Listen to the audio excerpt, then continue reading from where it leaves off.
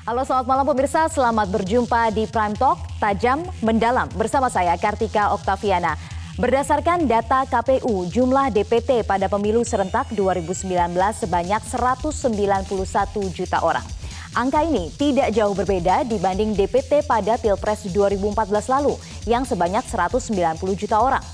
Setelah 5 tahun, mengapa jumlah pemilih tidak jauh berbeda? Apa yang terjadi dengan rekapitulasi KPU? Inilah Prime Talk, utak-atik DPT Pemilu. 5 bulan jelang pemilu, Komisi Pemilihan Umum atau KPU menunda penetapan daftar pemilih tetap hasil perbaikan tahap 2. Hal tersebut karena hingga Kamis malam 15 November 2018 baru 28 provinsi yang selesai melakukan rekapitulasi. Sementara 6 provinsi masih harus melakukan pemutakhiran data, yakni DKI Jakarta, Jawa Barat, Sulawesi Tenggara, Sulawesi Tengah, NTT, dan Maluku. KPU menyepakati penyempurnaan DPT diperpanjang hingga 30 hari ke depan hingga Desember mendatang. Hasil sementara, data DPT yang masih dan sedang disempurnakan sebanyak 191 juta yang terdiri dari 189 juta pemilih dalam negeri dan 2 juta pemilih luar negeri. Pada malam hari ini, daftar pemilih DPT yang sedang dan masih disempurnakan per malam ini totalnya 191 juta.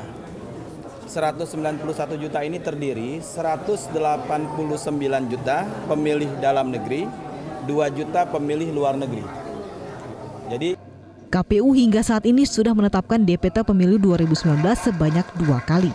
Penetapan pertama dilakukan 5 September 2018 dengan data 185.732.093 pemilih.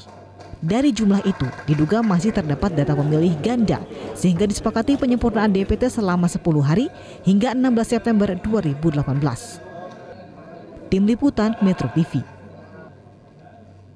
Ya, untuk membahasnya telah hadir 2 orang narasumber di studio, Komisioner KPU periode 2007-2012, I Gusti Putu Arta, dan juga Direktur dari Perkumpulan untuk Pemilu dan Demokrasi atau Perludem, Titi Anggraini. Selamat malam Pak Putu dan selamat malam Mbak Titi. Selamat malam Mbak Vina. Ya, saya ingin ke Pak Putu terlebih dahulu. 191 juta begitu yang ditetapkan, ini hanya selisih kalau dilihat persentasenya 0,46% dibandingkan Pilpres tahun 2014.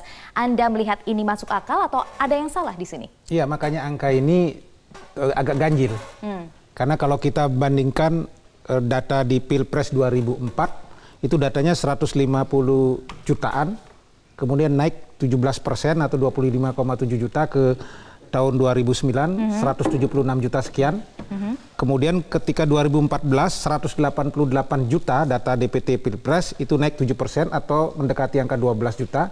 Nah, kalau sekarang cuma berselisih 0,46% atau 876 juta, maka angka ini ganjil. Jadi ada kemungkinan sejumlah sebab itu. Nanti Mbak Titi mungkin juga bisa menjelaskan. Kalau asumsi ini benar, saya agak khawatir. Asumsinya begini. Kalau 2014 formula yuridis yang menjadi dasar orang memilih adalah berbasis domisili, belum KTP elektronik, maka semua bisa masuk. Kalau sekarang wajib punya KTP elektronik, ya toh. Nah, karena wajib punya KTP elektronik, sementara penduduk terus bertumbuh, maka kalau logika itu kita ambil, sekarang stagnan, berarti jangan-jangan belasan juta rakyat Indonesia sebetulnya tidak punya KTP gitu hari ini. Tidak punya IKTP, kemudian sehingga tidak bisa punya KTP elektronik, sehingga dia tidak masuk di database baik di DP4 maupun pemutakhiran oleh KPU. Karena angka ini kan menjadi ganjil gitu. Kenapa kemarin bertumbuh 25 juta, kemudian 11 juta, sekarang cuman angka di 0,4% atau 800.000 gitu. Tapi masih ada 30 hari lagi ini artinya untuk memutakhirkan data dan juga memverifikasi. Mungkin tidak ini ada peningkatan yang cukup signifikan dalam saya pikir dengan tambahan 6 provinsi ini bagaimana angka moderat saja pakai. Kalau kemudian tumbuh tiap 5 tahun itu di antara 7 sampai 17%, kalau asumsi saja bertumbuh 5 tahun ini jumlah pemilihnya 10%, maka 188 juta kali 10% kan ada 18 juta. Bagaimana mungkin 17 juta dalam waktu 30 hari ini datanya tiba-tiba muncul dari 6 provinsi itu? Oke, baik. Saya ingin ke Mbak Titi. Mbak Titi, Anda sepakat atau tidak ini anomali peningkatan yang hanya 0,46% dibandingkan 5 tahun lalu, melihat ada fluktuasi demografi yang tentunya signifikan? Kalau kita lihat tren dari tahun 99, 2004, 2009 dan terakhir 2014, maka tidak pernah angka pertambahan jumlah pemilih itu di angka kurang dari 1%. Jadi dari pemilu ke pemilu pertumbuhannya itu pasti jutaan dan di atas 5% begitu. Nah, yang mengejutkan kan pertama kali ditetapkan DPT pada bulan DPT itu ditetapkan oleh KPU Kabupaten Kota. Proses di provinsi dan di tingkat nasional oleh KPU Republik Indonesia itu hanya merupakan proses rekapitulasi. Sesungguhnya DPT itu sudah berjenjang ditetapkan begitu.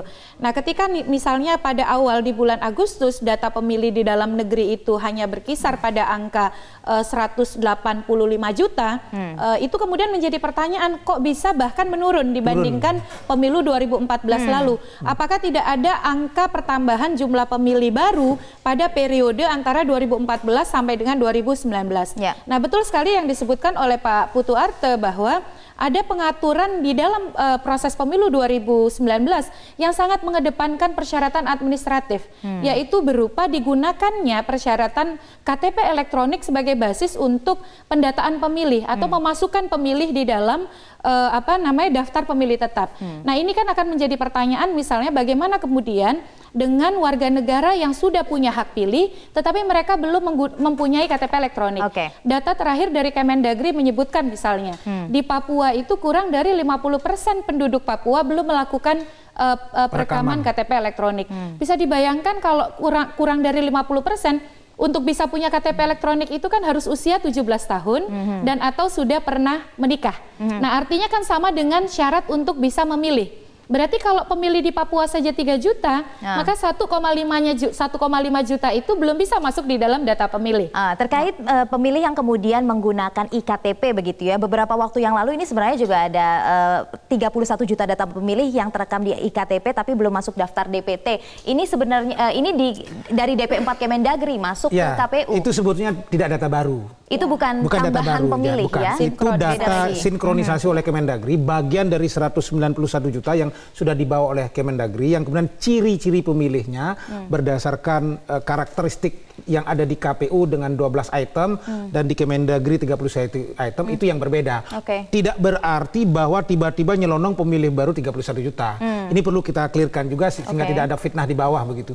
Wah, nanti jangan-jangan pemerintah dianggap mendorong data baru 31 juta. Jadi ini hanya karakteristik saja yang kemudian berupaya disandingkan. Betul. Nah, inilah yang data-data yang kemudian masuk tadi misalnya sudah mulai ketemu angka 31 juta terverifikasi kalau tidak salah 5 juta. 25 juta sekarang lagi diverifikasi untuk kemudian dari mana data-data itu bisa muncul dan sama. Tapi mempertajam yang tadi itu saya kira soal anomali angka tadi itu, anomali data itu maksud saya begini.